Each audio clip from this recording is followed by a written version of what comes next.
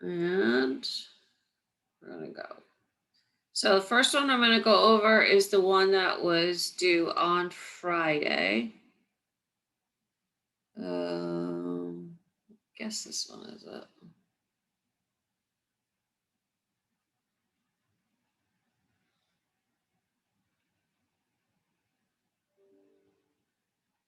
No, that's not it. Hold on.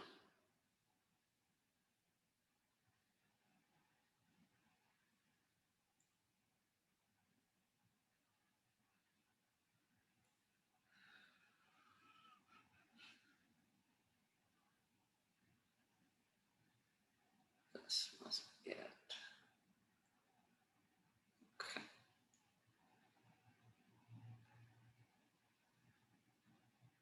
Yeah, here we go. Okay. So this is number 22, the one that you had for the other day. And so some of you just need to be careful picking up your numbers. You're adding zeros, putting in some numbers. I have no idea where you got them. But with the net income approach, you always start with the net income. In 2000X1, they actually had a loss. 2000X2, they had 0. And then the number they gave you for X3, which we talked about in class, was the income before taxes. So I said the first thing you need to make sure you do is subtract off the taxes so that you have the net income. So this is the number that they gave you as the income before sale or before tax. Taxes were 25%. And so you had to figure out the tax and then subtract it to get your net income. And most of you actually had that right. So that was actually pretty good. With these, net income is your first step. Second step is depreciation expense. It's like cash flow, didn't require an outlay of cash. So we need to add it back to the net income. And that was 30,000 every year. Then we're going to go look at our current assets and our current liabilities. And you guys were good. I didn't see any parentheses. So the first was accounts receivable. It increased the first 2 years and it decreased the third year.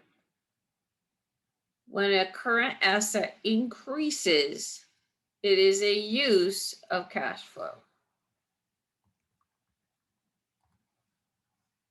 So the first 2 years were put here. When accounts receivable decreases, it's a source because it means our customers are paying the current year and they paid off stuff from previous years. So accounts receivable was split.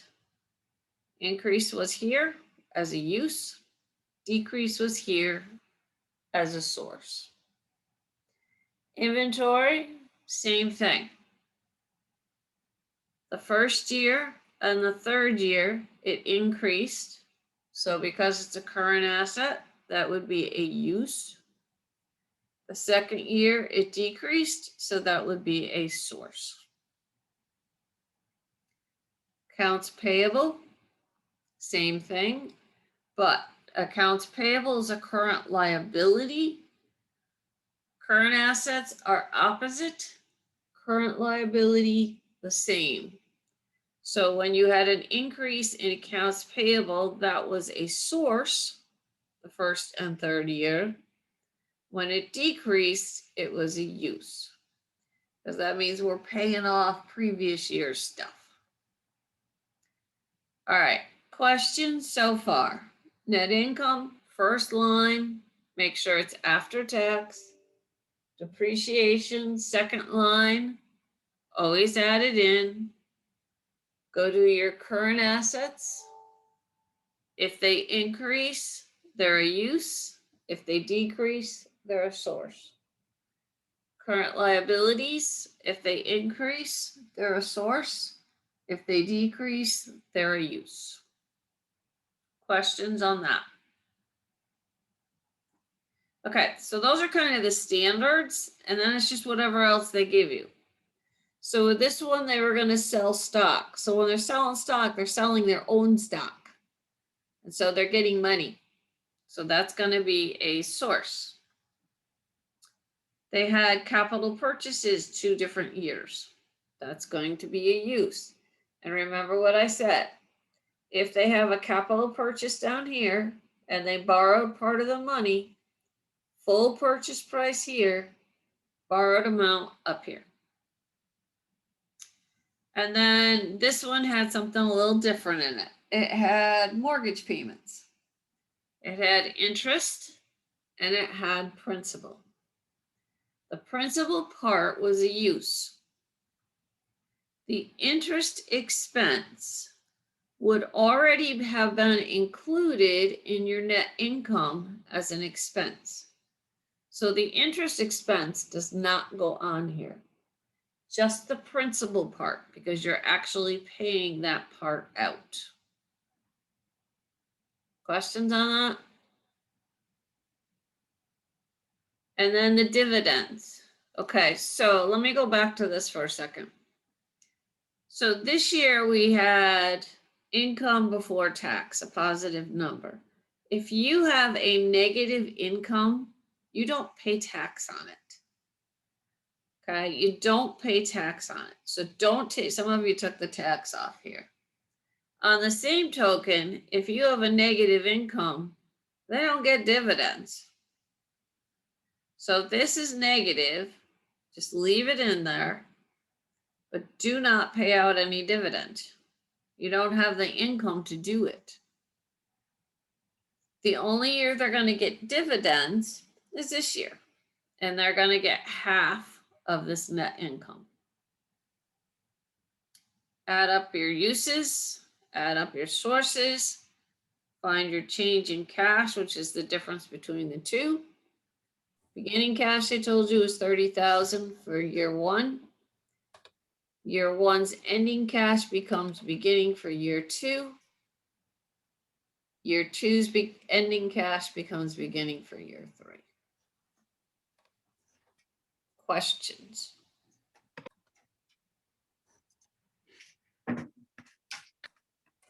Okay. All right, so here's my plan. We're going to go over right now, we're going to go over number 19. So I'm going to add a sheet, which is what you were supposed to do for today.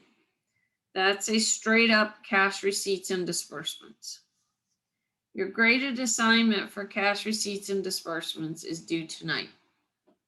Okay, that's due tonight. That is your homework assignment for tonight. That is graded.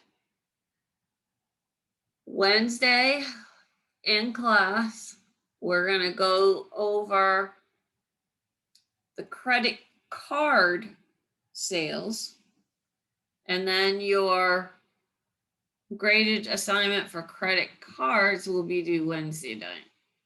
That is much simpler than the cash receipts and disbursements where it's a true credit sale. Okay, so the only part that changes is how you distribute the sales. That's the only thing that's different. The rest of the cash flow or the rest of the cash budget is the same between what we're going to do today and what we're going to do on Wednesday. So it's just how you distribute out the sales. And the ones that we're doing today are much more complicated. All right, hopefully that made sense. So number 19, this is the red bird.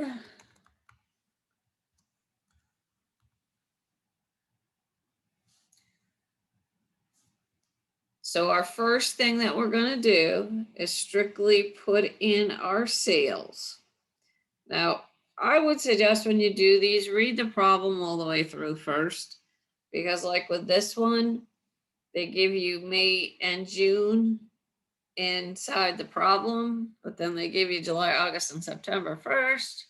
So you just would have to move stuff over. So we're going to have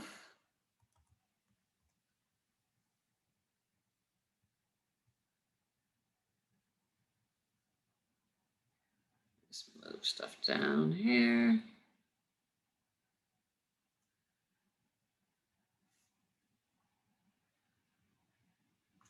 All right, and all I'm going to do is type in my sales.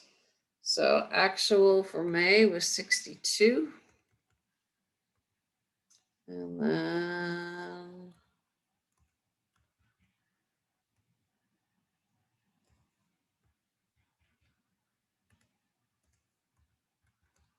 so you have a mixture of actual and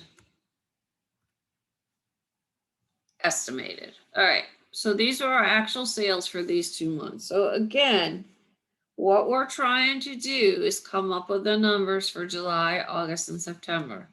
And I don't know what you can do, but do something so that you know that those are the only months that you need to total. I don't know, maybe I'll just bold them or something so we know those are the ones that we have to do. Okay, so with these are true credit sales. 40% cash, 60% charge. So we're going to do credit first. And the reason I do the credit first is because I want to be able to draw a line under it so that I don't add it into my totals. When we do credit cards, it's going to be a little different, but that's Wednesday. So credit was 60%.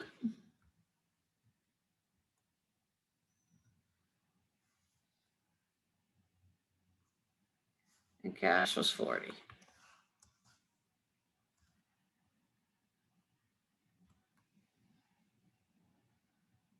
So we're just taking this.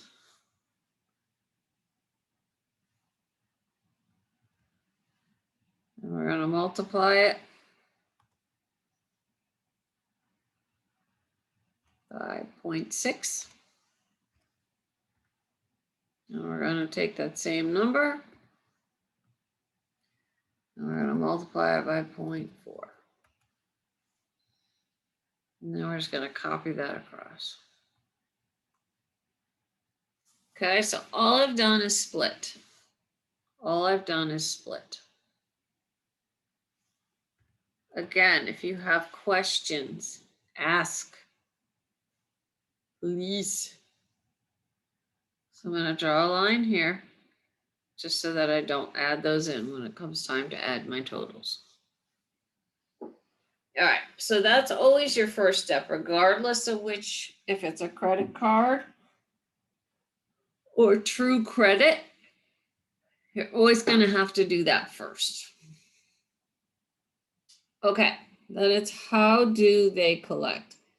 And again, cash budgets are all about how well you follow directions, honestly, because it tells you exactly what to do. All right, let's see. So collections are 75% in the month following the sale. Okay, so 1 month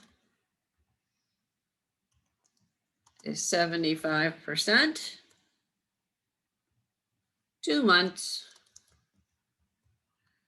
is 25%.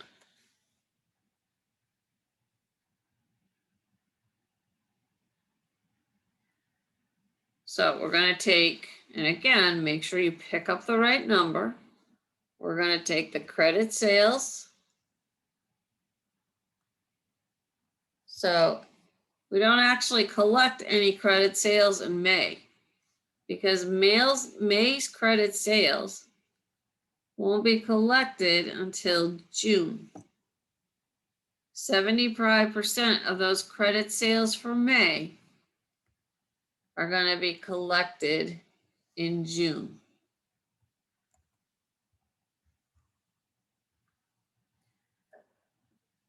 The other 25% of May sales will be collected in July. Now, I was showing you the other day to try to add up the diagonals to see if it worked, and we couldn't do it because we had uncollectibles. But this one, you don't have uncollectibles. So you could just say, okay, let's make sure I got it right. So I'm going to add up this, and I'm going to add up this. And so I did, okay? But just be careful. It's all about the diagonal. Do not take this month and split it here. That's not how you collect it. You don't actually collect any of these credit sales for June until July. All right, everybody okay with that? So I'm just going to copy my formulas across. Yeah. Okay. You're the robot man, John. Okay, so again, just kind of check. If I add those two up, I get 36,000. Okay, that was July, so that's good. And I add those two up. Okay, now I know that I haven't collected any of September because I wouldn't start collecting it till October. And I'm still missing 25% of August. So again, if you were doing pro forma financial statements, that would be your accounts receivable. All of September and 25% of August, because they're not going to be collected until October and November. Questions?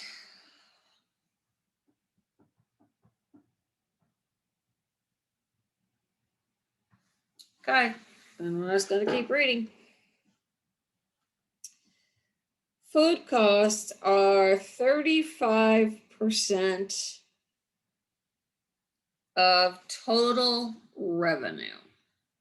So I'm going to skip some lines here. So these are my receipts. And I'm just going to go down here, and these are my disbursements. Now I'm going to copy my sale numbers down. You don't have to do this. It just depends on how comfortable you are.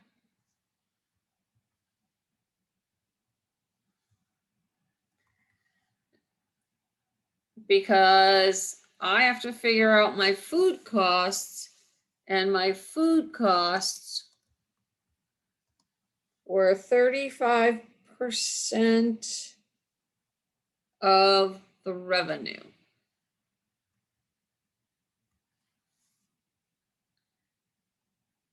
So all I'm going to do is take these numbers times 35%.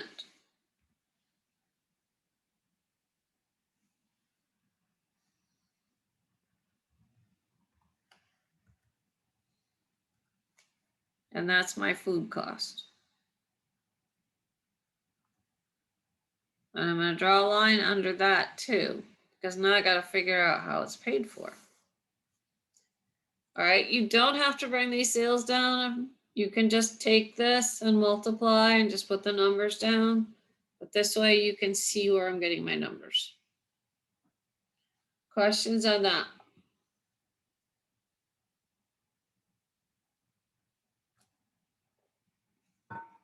Okay. So 30% is paid in the month, 70% the next month. So in the month, 30%,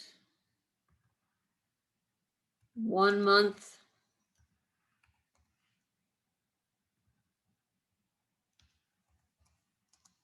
70%. Okay. So I'm going to take my food cost from May. And I'm going to multiply it by 30%. And so I'm going to end up with a diagonal down in my disbursements too. Because the rest of May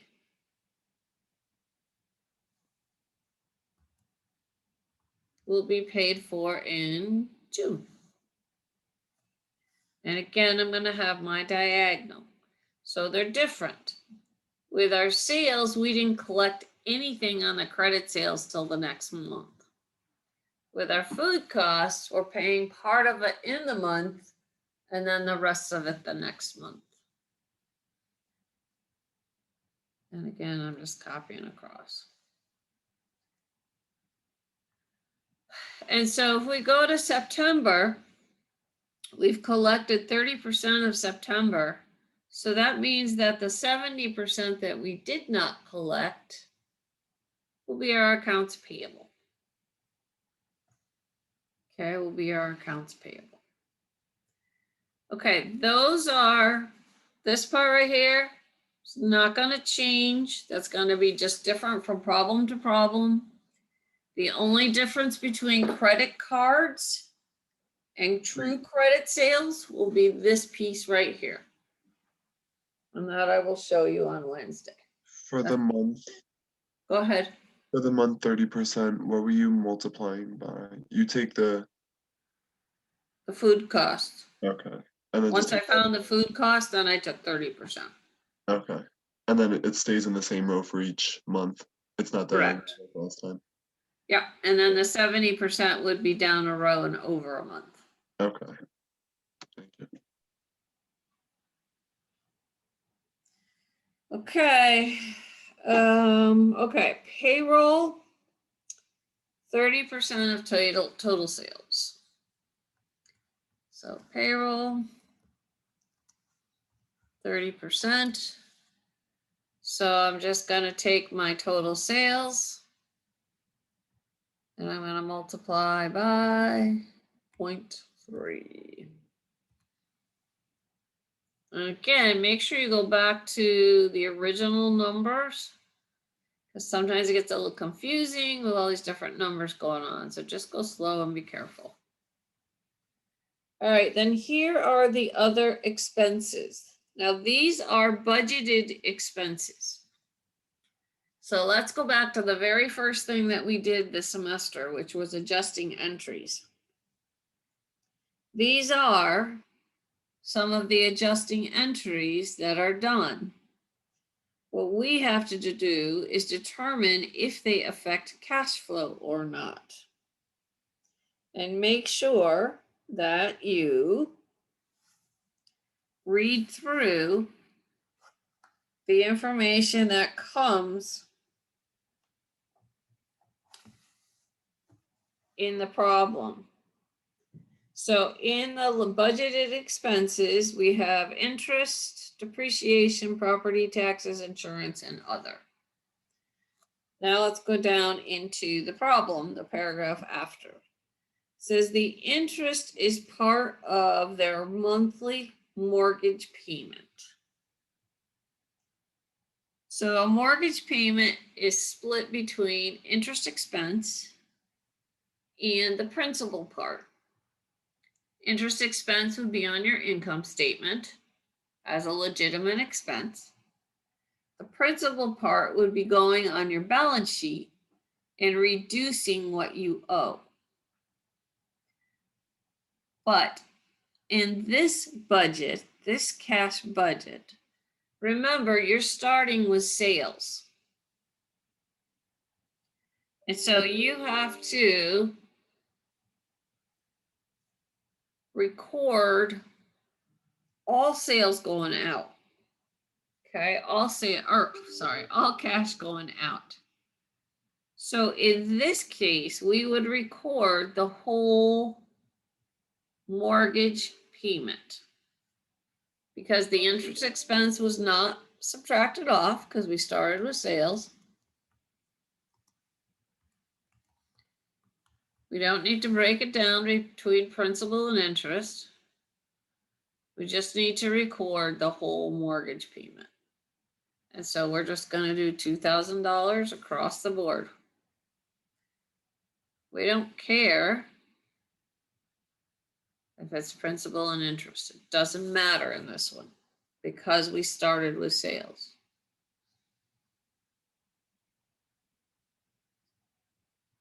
Questions? That's a little different. All right, the next thing on the little table-y chart there is depreciation. Where does that go on this cash budget?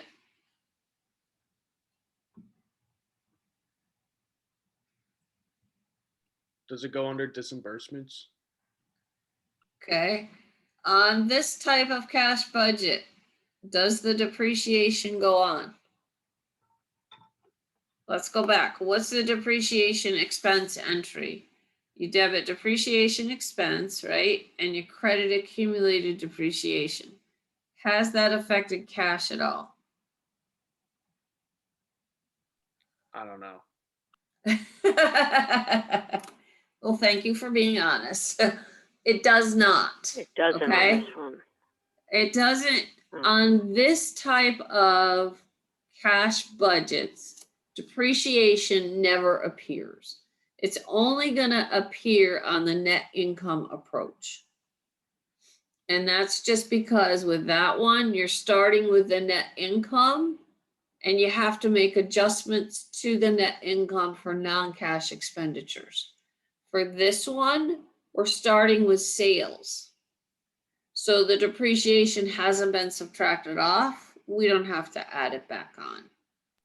With Okay. this one, you're just recording when the cash goes out the door or the cash comes in the door. And that's why the difference here. Because again, with the one we just did, we started with the net income. The interest expense was already included in that. So when we record their mortgage payment, we want the principal piece only. Does that help, Josh, or no? Yeah, no. I get it. Thank you. Sure. Okay. So just remember with these, depreciation, ignore it. All right, property taxes. So that $500 a month is the adjusting entry. What we care about is when they were actually paid. Tells us that property tax payments are made in July and December, and they are $3,000. That's what we put in.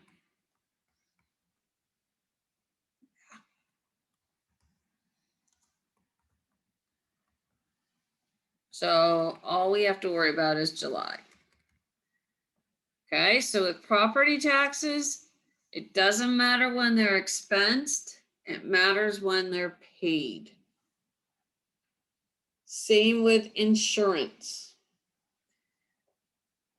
The annual insurance premium of $4,800 is paid in January. And then every month they're expensing $400 as their adjusting entry. In this case, is the insurance going to go on here at all? No, because it was paid in January and it doesn't impact July through September. Exactly. Okay. So it doesn't impact what we're doing. It doesn't affect the months that we've been asked to do. So you ignore it. Other expenses are paid as the expense occurs, so that needs to go in.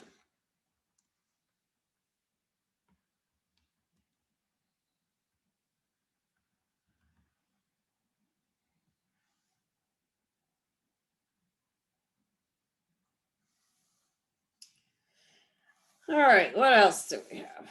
During August, a new cash register is to be purchased for $8,000. Okay, so let's put in our cash register purchase.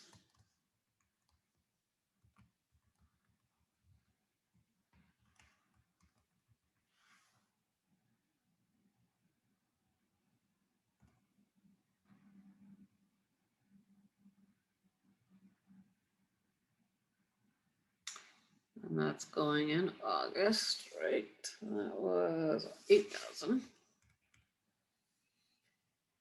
The old register was sold at an expected loss of $5,000. And its book value was 1,000. So the old one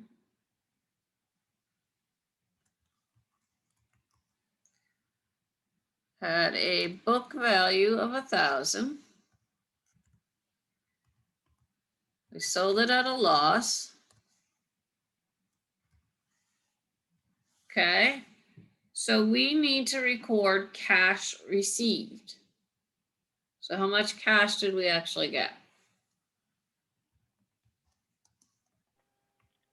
500. Just 500. So if you sell something at a loss, you're going to subtract the loss from your book value to find cash received. If you sell it at a gain, then you're going to add it to the book value to find cash received. And that's going to go up here.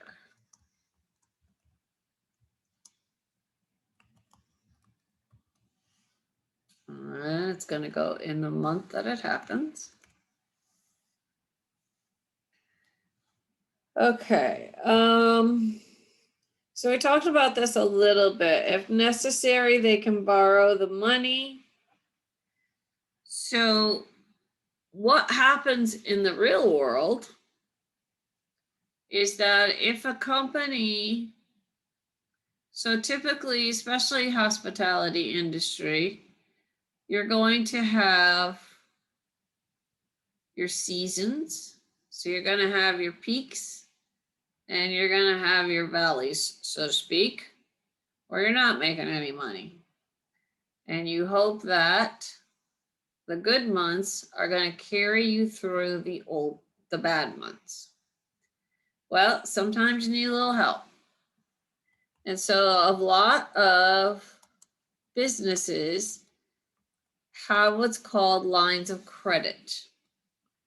And so if they need some cash for a particular month, they can borrow on this line of credit.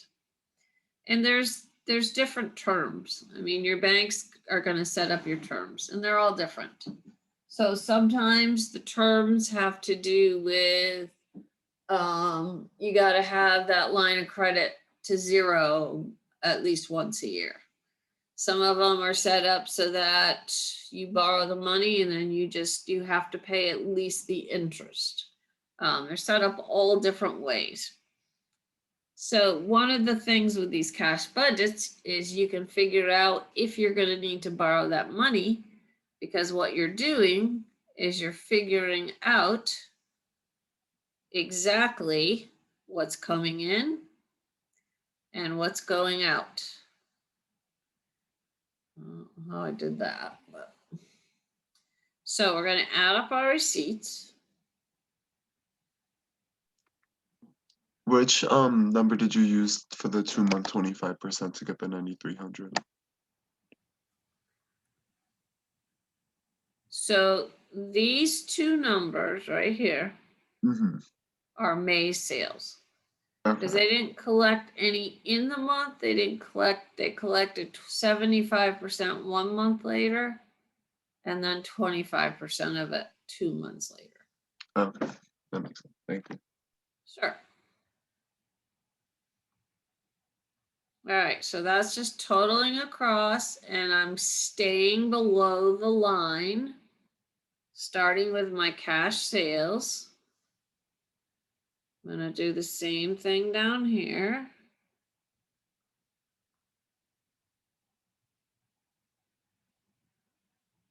I'm gonna add, starting with my payments for my food.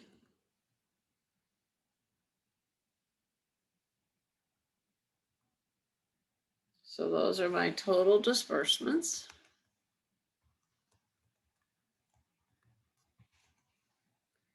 And then I'm going to find my change in cash. which will be the difference. And you'll notice I didn't even total May and June. Don't. Just total the 3 months that you need. Because what happens is that you start with your cash balance in the wrong month, throws everything off. So there's my change in cash, the difference between the receipts and disbursements for each month.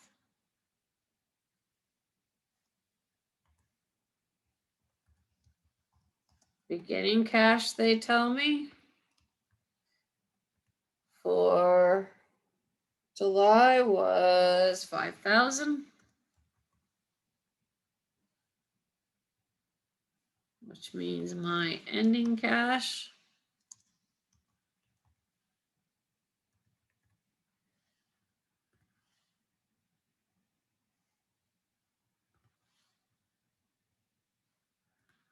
will be my change in cash plus my beginning cash.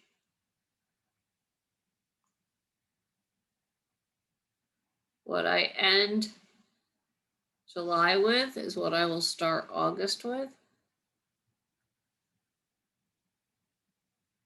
What I end August with is what I start September with.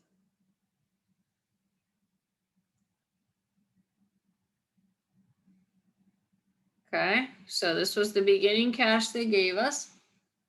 I add that to my change. That becomes the beginning for August. Add it to my change. That begins September. And that's what I end up with.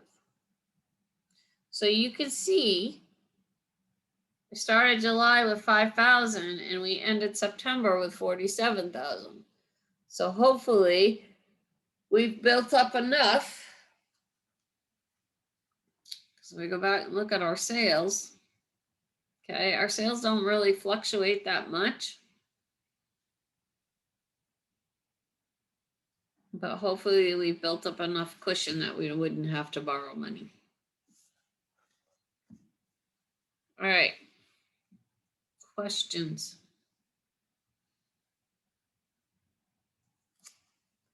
So first thing you're going to do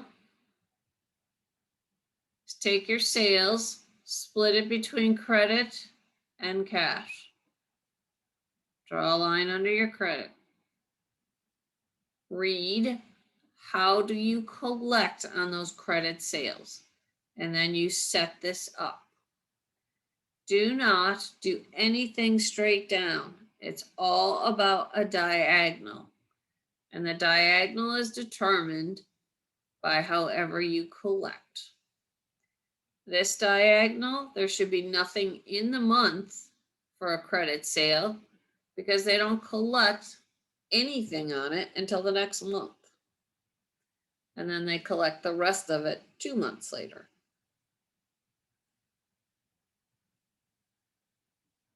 Anything else that goes in there, you just kind of have to read through the problem. With this one, they sold a register.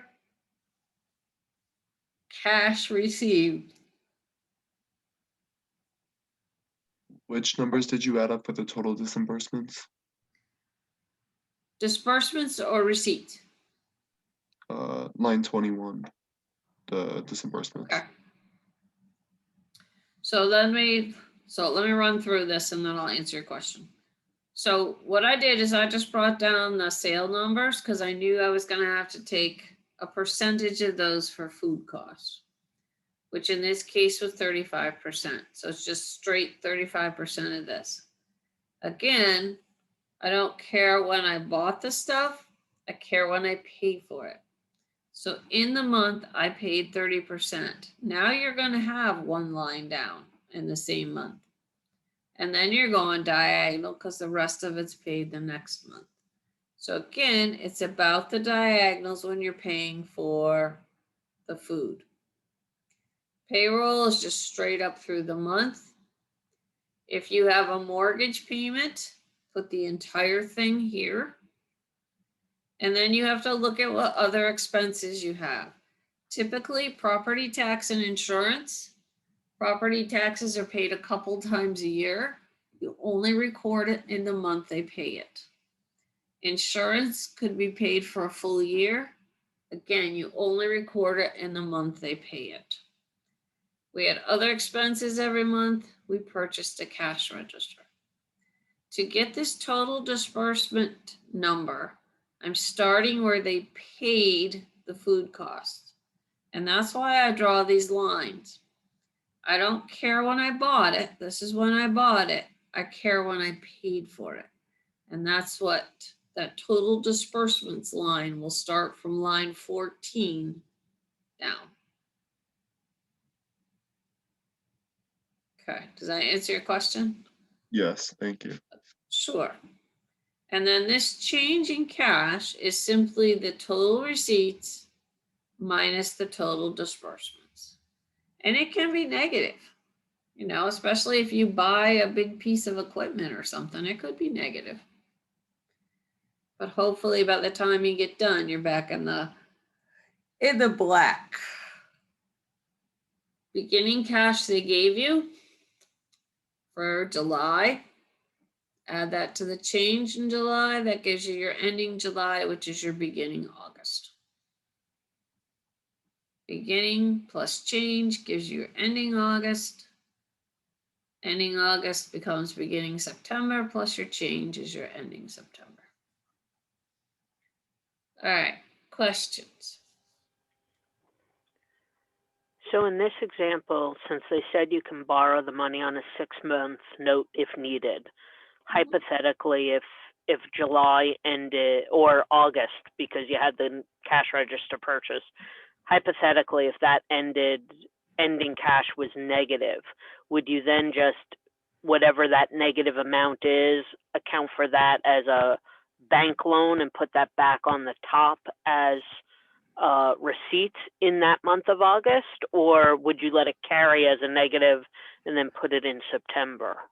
So if that is, and you're not going to see it in any of the problems that we do, but what you do in those situations is the companies usually have a minimum cash balance that they want to maintain. Yeah. So if you have a negative amount here, you would borrow enough and you'd put it down here Okay. to come back with that negative, or come back with that minimum balance. And then that minimum balance would be your beginning cash here. Okay. So you And wouldn't then- change your receipts at the top No, in any way? Okay. no.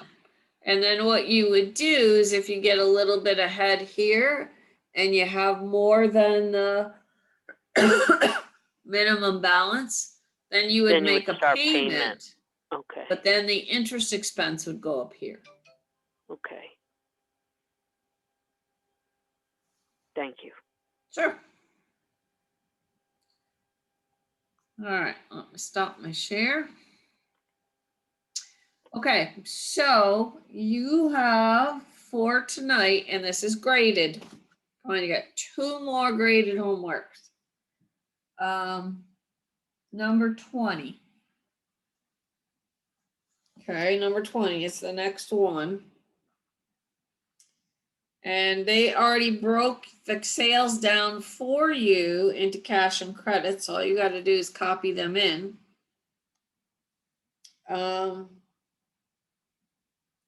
But I would suggest you do a total at some place because your purchases are 35% of total sales. Watch that.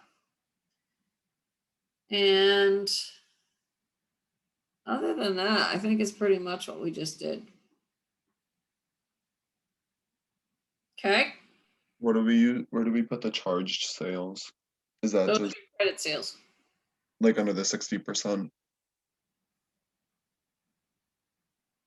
No. Okay. So with this one, they already did. Hold on. Let me go back here.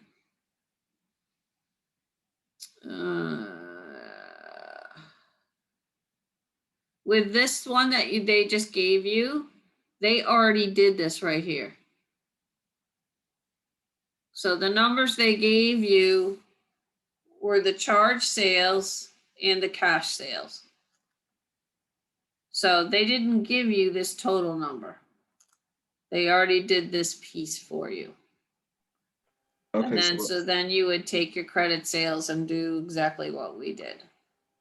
so we're adding the cash and the charge sales and then doing that times the 60%. No? Okay. So so this is.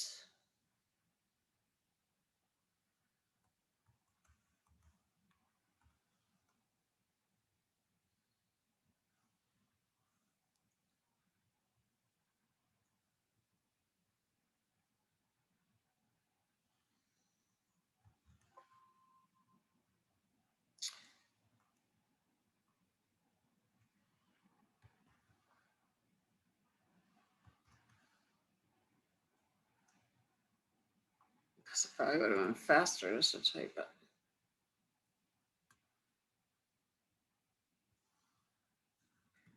Okay, so what they gave you for August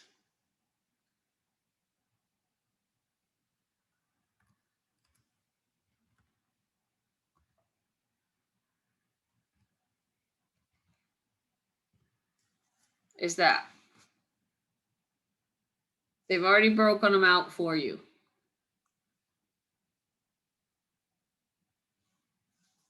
Does that make sense? Okay, so we're just adding it to make the sales.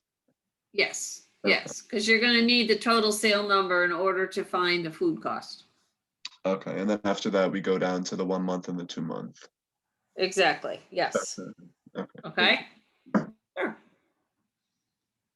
Anything else? All right, have a good night, day, whatever, it is still day. And I'll see you guys on Wednesday. Have a good day. You too. Thanks. See you Wednesday. Okay. Just a quick question. So it's just a problem 20 for tonight. Yes, ma'am. Thank you so much. Have a nice day. You too.